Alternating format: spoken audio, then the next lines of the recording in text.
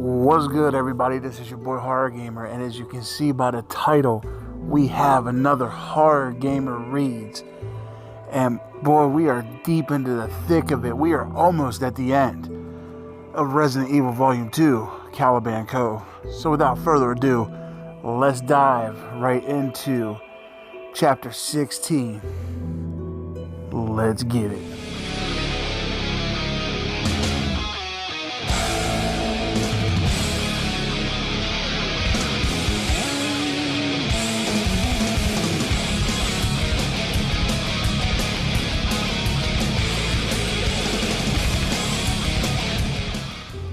That's right, guys. We are in the thick of it with this book.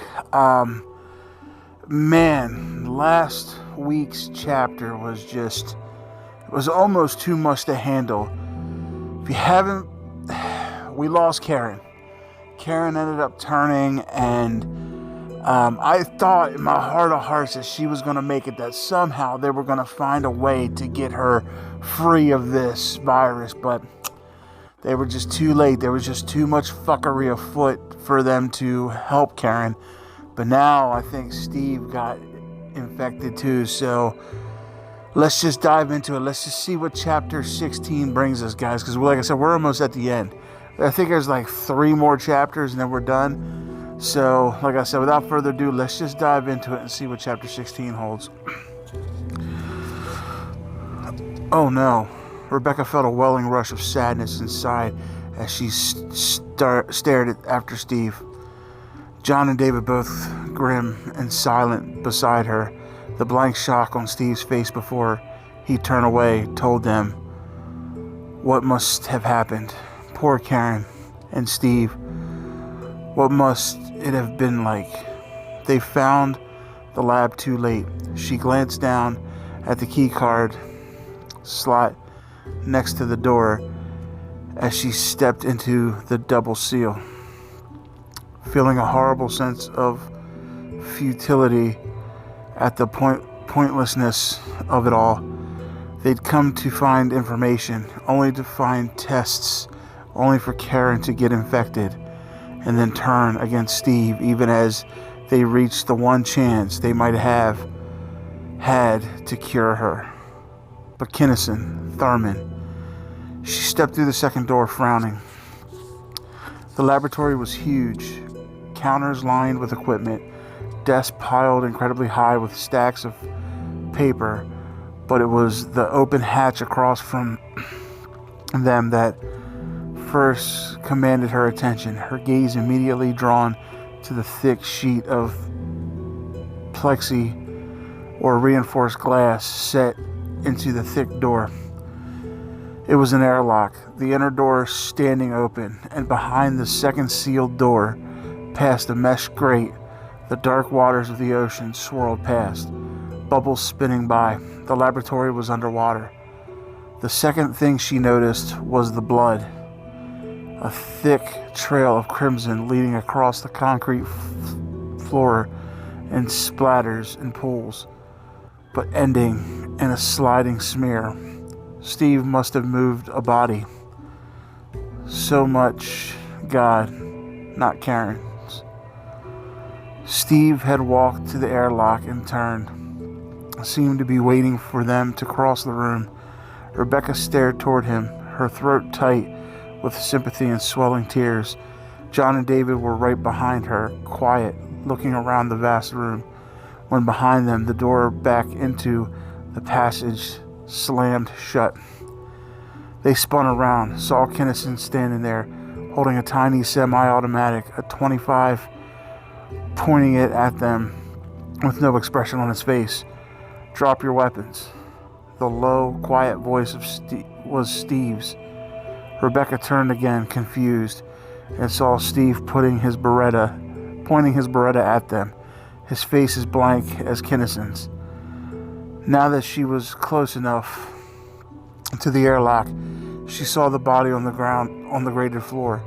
It was Karen, her white face streaked with blood, a gaping blackness where her left eye had been. Oh my God, what's going on? David stepped toward him, holding his Beretta loosely, confusion and disbelief in his voice. "Steve, what are you doing? What's happened?" "Drop your weapons," Steve said again. His voice had no emotion at all. "What did you do to him?" John screamed, turned, and fired at Kinnison, the round punching neatly through his left temple. Kinnison crumpled, sagging. Boom! The second shot came from Steve's Beretta, hitting John in the lower back, blood gushing from the hole, and as he staggered halfway around, Rebecca saw the dark fluid trickling from his mouth, the dazed disbelief in his eyes, and John crashed to the cement, spasming once before he lay motionless. It had all happened in the space of a few seconds. "Drop your weapons," Steve said calmly. He pointed his semi at Rebecca. For a moment, Rebecca could do nothing at all. She stared at Steve in horror, felt tears slipping down her frozen cheeks, unable to comprehend what had happened. "Disarm," David said quietly, letting his slip from his fingers and clatter to the floor. This is some fucking crazy shit. Jeez. Rebecca dropped the Beretta, the heavy weapon, falling from her equally heavy fingers. "Back up," Steve said, still aiming at her chest. "Do as he says," David said, his voice trembling just slightly. They stepped back slowly, Rebecca unable to take her eyes from Steve's face, the handsome boyish face she'd grown to care about. Now it was only a mask, worn by a zombie. They backed into a desk and stopped, watching dully as Steve moved to pick up their weapons, Rebecca's mind whirling with more than just horror and loss. A zombie that could walk and talk like a man, like Kinnison, like Steve. How? When did this happen? As Steve stepped away, a pleasant male voice came out of the corner of the room from behind the desk. "All finished then? My God, what a Greek tragedy." The voice was followed by an appearance. A slender gray-haired man stood up and walked around the desk, moving almost casually to stand by Steve. He was in his mid-50s, his hair long enough to brush at the collar of his lab coat, his lined face sporting a beaming smile. "I'll repeat my instructions for the benefit of our guests," the man said happily. "If either of them makes a sudden move, shoot them." Rebecca knew who he was immediately.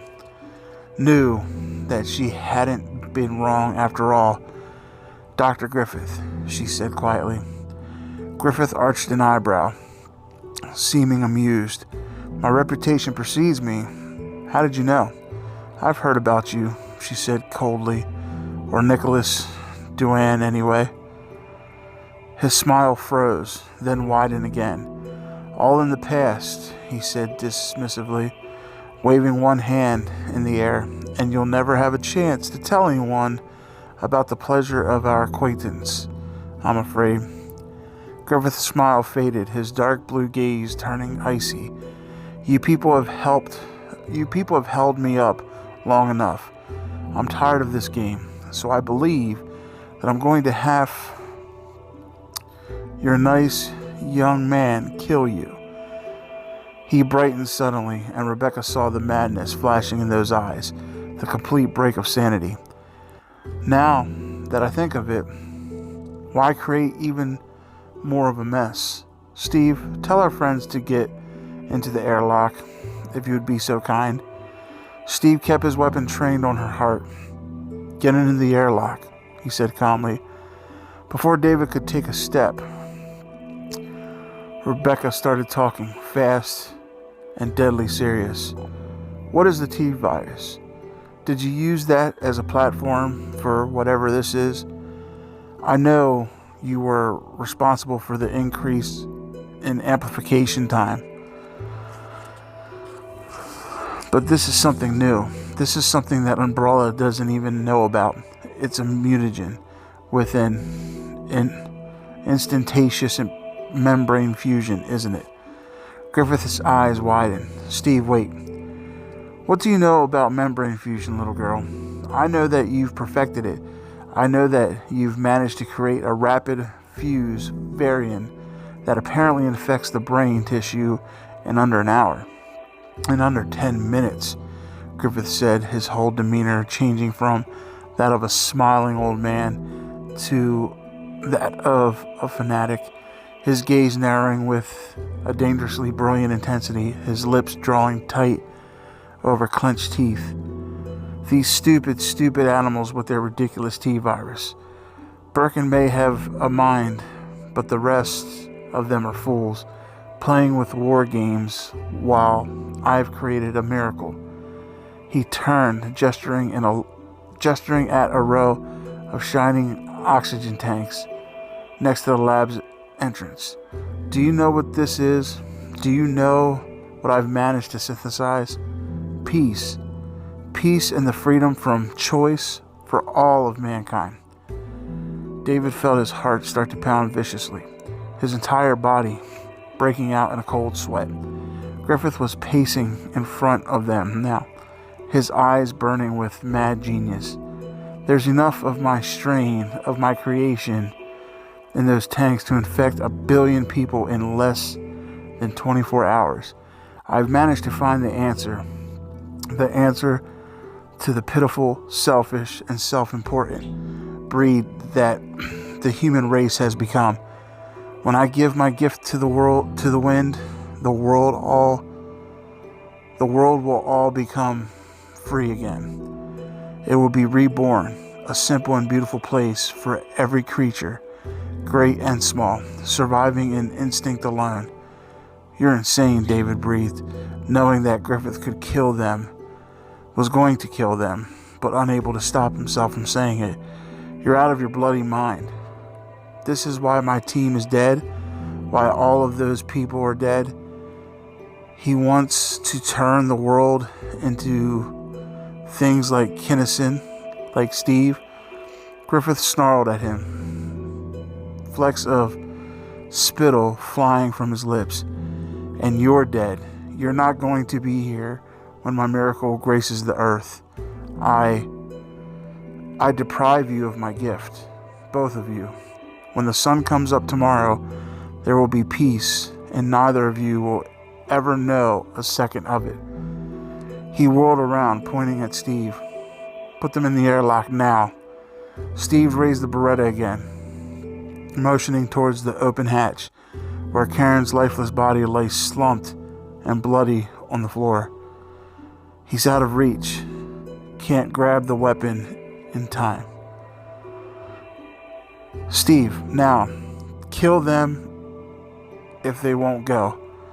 David and Rebecca stepped into the lock. David's body cold, tense. He had to do something, or the world would be infected by this maniac's psychotic dream. Steve slammed the lock closed. They were trapped. I'll tell you what, guys, we are going to go to the end here. We are definitely going to go to the end because this is insane. Chapter 17. Griffith was furious, shaking with anger as the airlock door slammed closed. Didn't they understand anything but their own petty, stupid lives? He stared at the young Steve, the rage spilling out, threatening to drive him insane, to make him vomit, to kill. Put that gun in your ugly face and pull the trigger. Die, just die. Steve raised the weapon. Rebecca screamed, beating her fist helplessly against the thick metal door. No. Boom!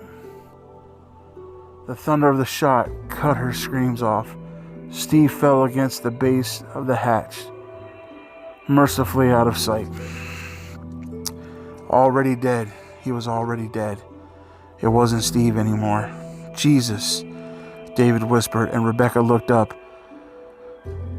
looked straight into Griffith's wildly pugnant gaze through the window, and Griffith smiled suddenly, a beaming, triumphant grin of accomplishment and malicious spite. The raging loss and terror she felt were transformed by the sight of that smile. Rebecca stared into those raving blue eyes and realized she had never truly felt hate before. "Oh, you miserable bastard." He'd told them of his plan, but at that second, the thought was too big for her to fathom, too vast and insane, a tragedy for her to fit her mind around. All she could think of was that he'd killed Karen and John. He'd killed Steve. And she wanted nothing more than to destroy him, to see him lose, to see him suffer and feel pain. And if we don't do something, his madness will be fully realized, and we have to stop it. To stop him from dancing on the grave of the world. Griffith moved to a control panel next to the door and started to press buttons, still smiling. There was a heavy clanking from the grated floor, and water started to gurgle in, drawn from the icy black waters of the cove that pressed against the outer hatch. The airlock was just big enough for her and David not to have to stand on Karen's bloody, twisted body. And already the water was turning red, foaming up from an unseen vent and lapping at their feet, covering Karen's white fingers. My God, this shit is crazy, guys. Holy fuck. Like, I'm like on the edge of my seat. I don't know about y'all. I don't know how y'all are feeling about this right now. But your boy Horror Gamer is at the edge of his seat. I am just, whew. All right, here we go. A minute, maybe less. In the lab, Griffith was leaning against the desk across from them, arms folded smugly, watching behind him, a backdrop of death, Kinnison, John, and the gleaming steel cylinders filled with Griffith's evil genius. "We have to do something." Rebecca turned desperately to David, praying that he had some brilliant plan, and saw only resignation and sorrow in his eyes as he stared down at Karen's corpse, his shoulders slumped with defeat. "David?" He looked up at her bleakly, hopelessly. "I'm sorry," he whispered. "All my fault." Karen's hands were already floating, tendrils of short blonde hair hallowing around her pitiful face. Rebecca grabbed at the latch of the door uselessly, felt its unmoving strength, sealed by Griffith's controls. Cold water seeped through the canvas of her shoes over her ankles. The rising smells of salt and darkness and blood, frightening her as badly as David's hopeless whispering drone. "If I hadn't been so selfish, Rebecca, I'm so sorry. You have to believe that I never meant." Terrified, on the edge of hysteria, she grabbed his shoulders roughly, shouting, "Okay, fine. You're an asshole. But if Griffith releases the virus, millions of people are going to die." For a second, she didn't think he'd heard her, and she felt the water rising, inching up her calves, her heart pounding wildly, and then his dark eyes sharpened, losing their glossy sheen. He looked quickly around the tight compartment, and she could see his mind working. See the sharp gaze taking in all of the details. Steel, watertight hatches, a mesh enclosure over the outer door, like a thin shark cage, 2 feet deep. Cold water bubbling over her knees. Now, Karen's arms and head lifting, floating. Doors are steel, the windows 2 inches of plexi, Once the outer hatch pops, there's the cage. He looked into her eyes, his own filled with frustrated anger, with shock and apology, and shook his head. She dropped her hands, her body starting to shiver from the cold, her thoughts delving into black despair. David sloshed closer and put his arms around her. "Just your luck to meet me," he said softly, rubbing her upper arms as her teeth started to chatter, as the water swirled up around her hips, and Karen's lifeless hand brushed her leg. "Luck? Karen?" Rebecca's heart seemed to stop in mid-beat. Let me find out. I know where this is going. David held her tightly, wishing a million things, knowing that it was too late for any of them.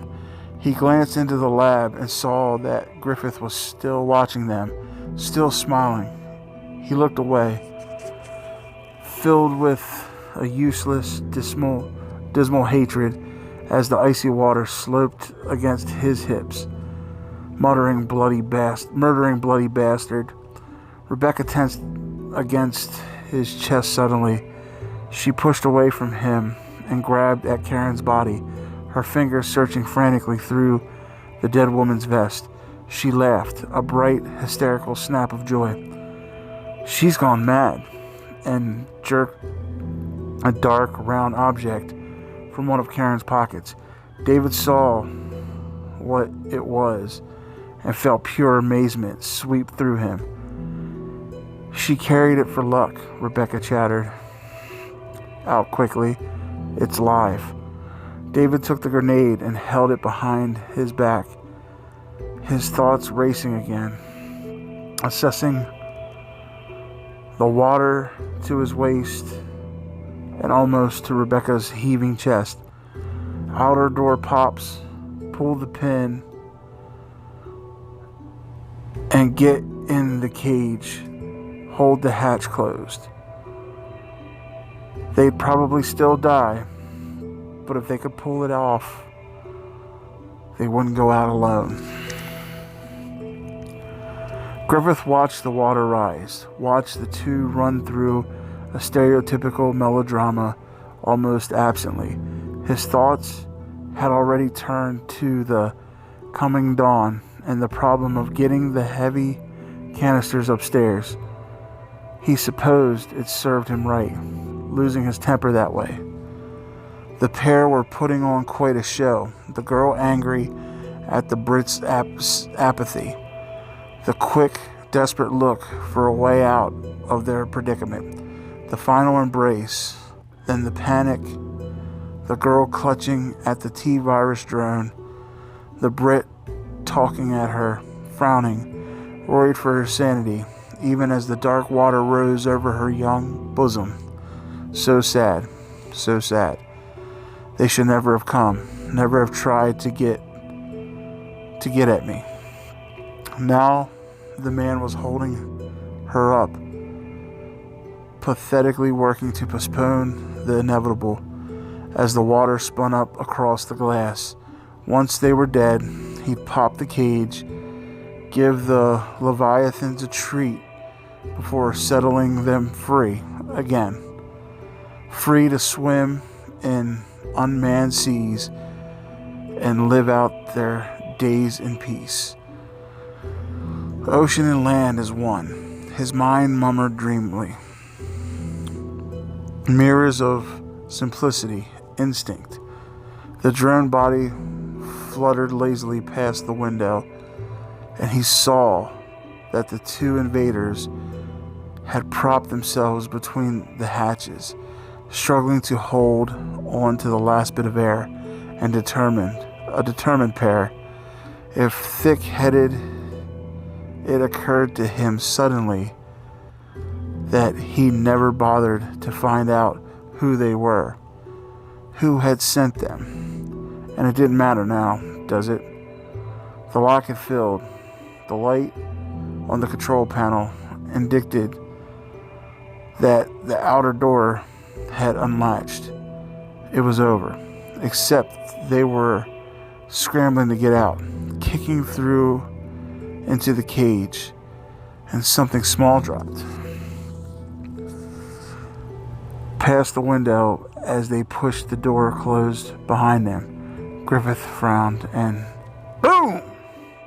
Sorry, I had to get that boom in there. He just had time to register disbelief before the hatch slammed into his body and the screaming torrent of liquid ice took his breath away. Whew! Chapter 18. You know what? Yeah, let's finish this book today. We got this. Chapter 18. When the grenade exploded, everything happened too fast for Rebecca to think about. There were only sensations, terror reigning over all. Brilliant light and explosive movement as the door blew outward. Hardness against her back that gave way in an instant. Lungs screaming, a billion bubbles like bullets, and an incredible, impossible pressure that seemed to go on and on in shades of cold and black, faster than fast, movement and muffled, strange sound. Dark shapes moved over her feeling mind, blotting out everything in growing flickers of dizziness, and her chest was imploding, her lungs eating themselves. She kicked and kicked and kicked, and as her legs started to weaken, the dark flickers swallowing her up. Air, sweet, wonderful air, slapped across her dying face. She drank convulsively, gasping in great, heaving gulps of the stuff. Still not thinking at all, her body thought instead, greedily swallowing life. The spray and the sting of salt, the warmer, rocking waves, a high, ready buzz. Crash. A massive wave of pressure pushed her forward, driving water up her nose as buckets of it suddenly rained down on top of her. Rebecca gasped air, spinning, her mind connected to her body again. David, what's... Rebecca? A choked cry from somewhere in the buzzing dark. The buzz was clear now. It was... Crash! Another surging wave. Another torrent pouring over her, seeking to drown her as Griffith had been unable to do. And as the rain fell away, she saw light, thick beams of it piercing the dark, wild surface of the cove. A boat, an engine's powerful, deepening thrum as it sped toward her over the thrashing sea. Rebecca, David's desperate call from her left. I'm here. Crash. She could see the explosion this time, see the giant column of water silhouetted against the searching beams of light before the debris and crushed wave knocked her back, blinding her with a vicious slap of foam. She managed to take a quick gulp of air before the column came down, crashing over her, spattering loudly against the choppy surface. Depth charges. They're firing depth charges. Umbrella? The boat was less than 30 meters away when the engine suddenly cut out, the lights playing across the water in front of her. There was a splashing movement nearby, and the lights moved, one of the blindingly bright beams finding David's exhausted, dripping face a short distance away. A man's voice, coming from the boat, now moving slowly toward them. This is Captain Blake of the Philadelphia Stars. Identify yourself. Stars? Blake went on, his shout louder as the boat came closer. The water's not safe. We're coming to get you out. David called back, his voice clogged and cracking. Trap! David, trap excerpts, and Rebecca Chambers. When Blake shouted again, he said the most wonderful, most beautiful words that Rebecca had heard. Burton sent us to find you. Hang on. Barry. Oh, thank God, Barry. As drained as she was, as spiritually wasted, torn by loss, fear from the long, terrible night, Rebecca had just enough strength to smile. That's when she heard the choking groan behind her. There was darkness, tinged with red, and an echo of pain in the darkness. There was no self and no peace. He was alone and engaged in battle, a furious struggle to find the end to that absence of light. He knew that finding the end quickly was important, but a maze of strange and somehow frightening images blocked his way, insisting that he didn't need to hurry. A ghost, a soldier, a rage, the ringing laugh of a woman he had known who was no more, and the terrible dead eyes that had taken away the light in an explosion of fire and sound. Eyes that he knew but was afraid to remember. The maze beckoned him, called to him to explore deeper and give up his search for the end of darkness. The path would only lead to greater pain, and he'd almost decided to stop fighting, to let the shadows take over, when the light found him in an explosive blast of deafening thunder. Then he was being shot through ice and liquid black, pounded to consciousness by pain. And it was the pain he focused on in that screaming, terrible ride. The pain that drove him to fight the darkness. His awareness spun away as the curdled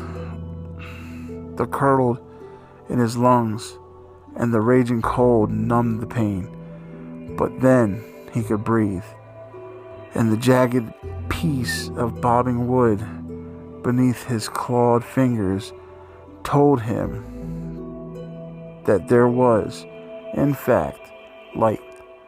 He wasn't dead, although he almost wished he were. He could still hardly breathe, and the pain in his back was exquisite. And then he heard the sound of David's voice amidst the sloshing cold.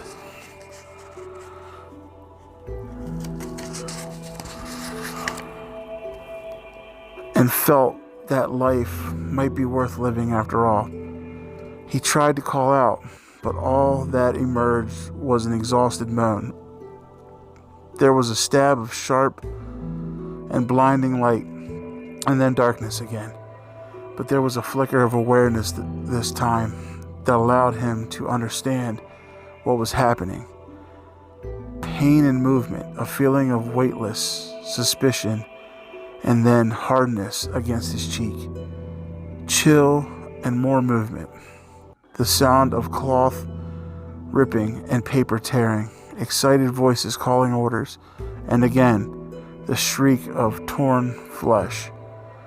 When he came around again, he saw a shadow in a star's vest bending over him, an IV bag in one hand and a needle in the other.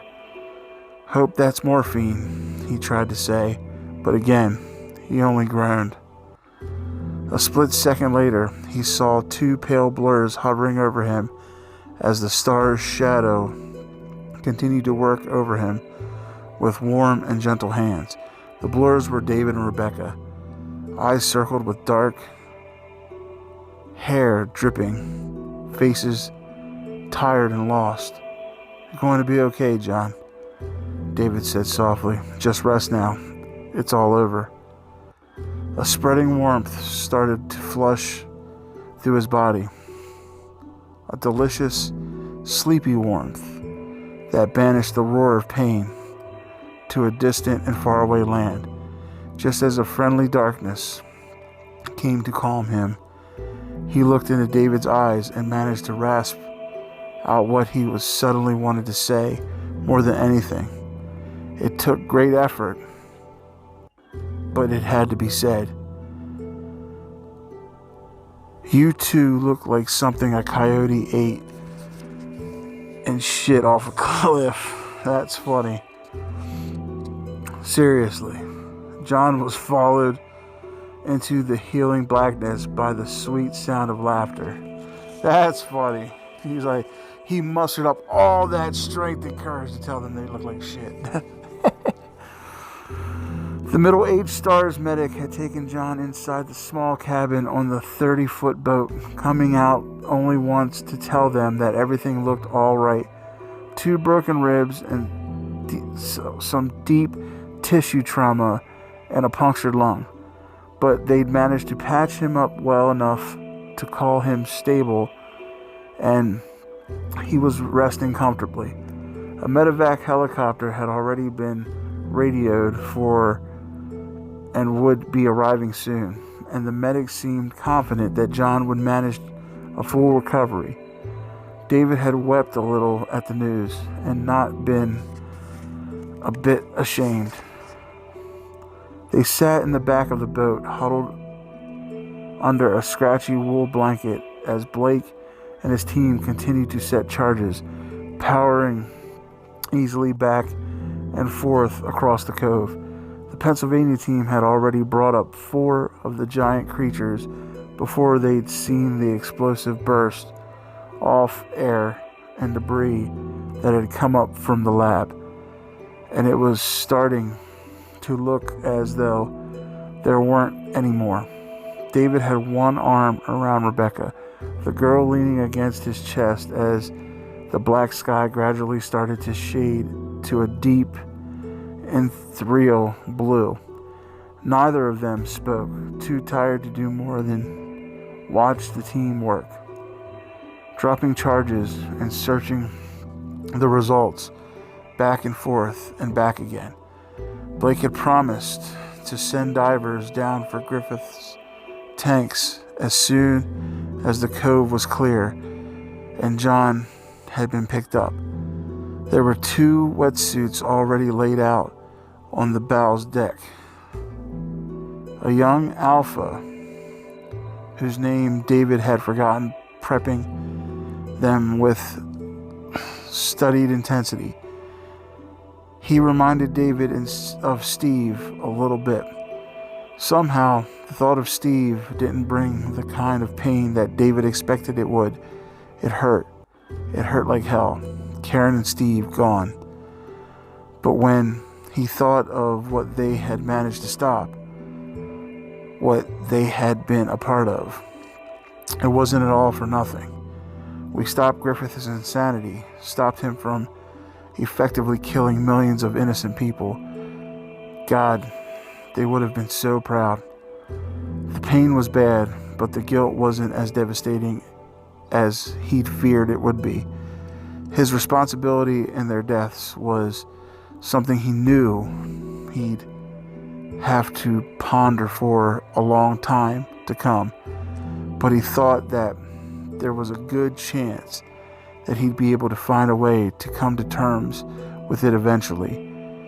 He wasn't sure how, but the tears he'd been able to shed over John had struck him as a step in the right direction. David's tired thoughts turned to Umbrella, to what role they'd played in Griffith's madness. While they surely hadn't meant for their researcher to go mad, they had created the circumstances that allowed it to happen. Their complete disregard for human life could only have been encouragement for someone like Griffith.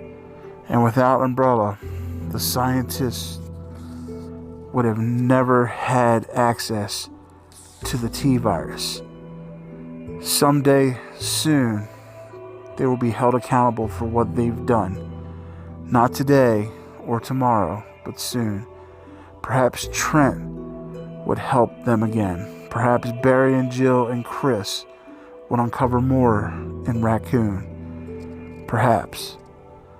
Rebecca curled closer against him, her breath warm and even against his drying clothes, and David let the thoughts go for the time being, content to simply sit and not think at all.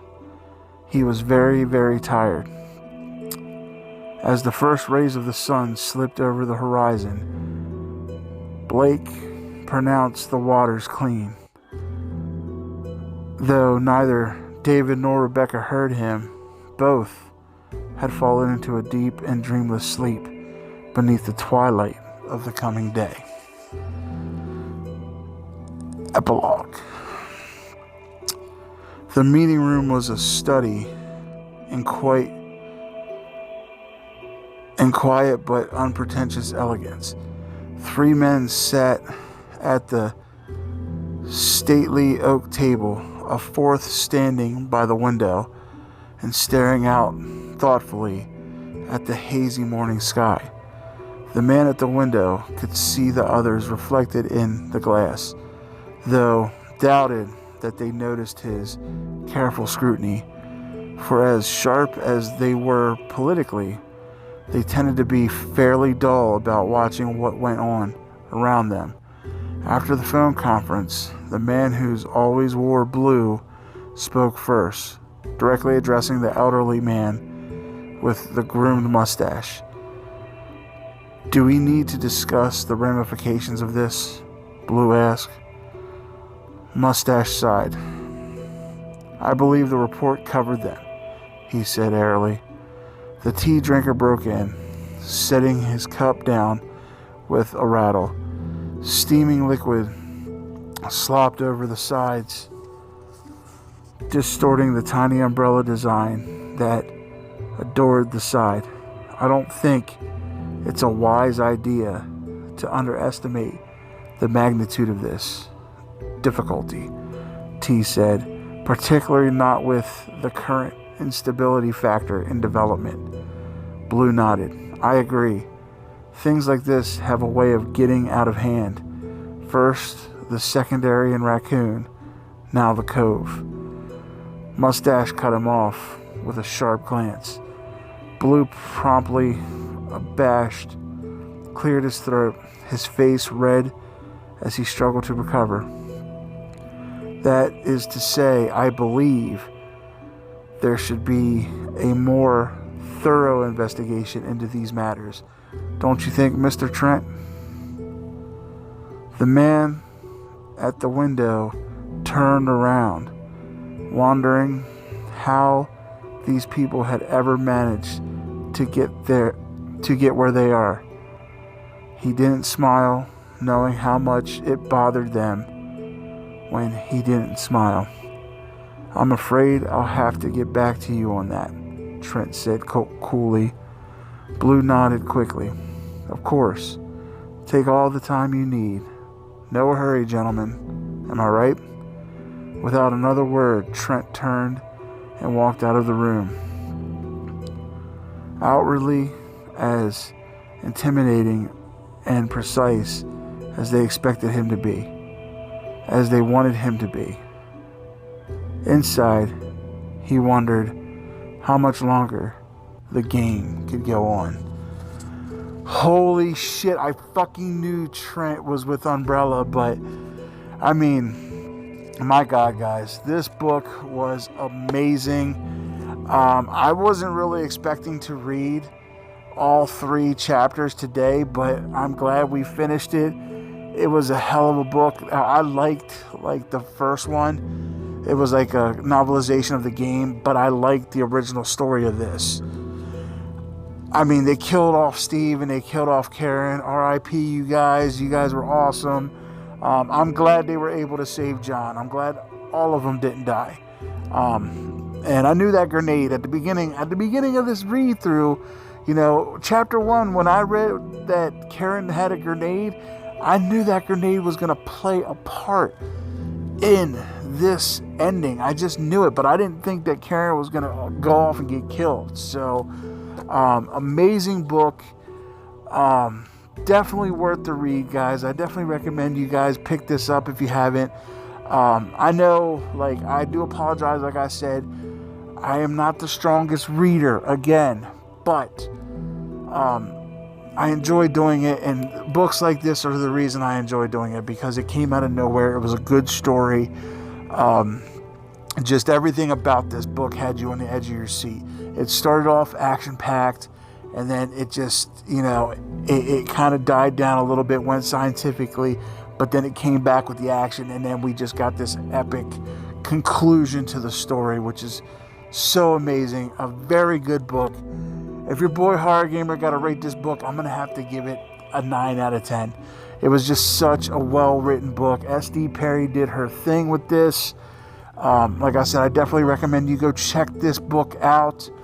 And so, with all that said, Horror Horde, the next one we're going to dive into, starting next week. We're already on season 3 of Horror Gamer Reads, and next week we're going to be diving head first. I'm excited about this. We're going to be diving head first into Raccoon City, and we are going to be exploring City of the Dead. So, alright, Horror Horde, with all that being said, I really hope that you enjoyed this Horror Gamer Reads as much as I enjoyed making it for you. I really hope you enjoyed this book as much as I enjoyed reading it for you. Thank you guys for making season 2 of Horror Gamer Reads such a success. I love you guys to death. Don't forget, if you haven't done so yet, hit that subscribe button along with that ding-a-ling-ding-ding button. That way, every time your boy Horror Gamer throws up one of these Horror Gamer Reads, you're in the know. Also, when you're done doing that, head on over to the official Horror Gamer Patreon and see what kind of cool perks we got for you out there. We got movie nights. We have, movie nights are just amazing. We all get together, we sit down, we watch movies, and we just have a good time at it. We celebrate birthdays. We have all kinds of fun. And then after you're done checking out all the perks of being a patron, run on over to the Z Network, where a bunch of us creators got together and created something special for everybody. Then, after all that's said and done, head on over to your Spotify, your Apple Podcasts, or Google Podcasts, wherever you get your podcasts, and tune into Horror Haven LLC. Your boy Horror Gamer and his homegirl Gabby Gore bring you every week horror discussions, topics of horror. We sit down, we have a beautiful discussion on everything, and we want you guys to be a part of it. And conveniently enough, the link for all that is going to be in the description box below. So go ahead and check those out, and we'll see you guys at Horror Haven. And with all that being said, Horror Horde, I love you guys. Thank you guys. And until next time, this is your boy Horror Gamer saying, as always, don't fear the darkness. Embrace it and get ready for season 3 of Horror Gamer Reads, coming at you live next week. I'm out.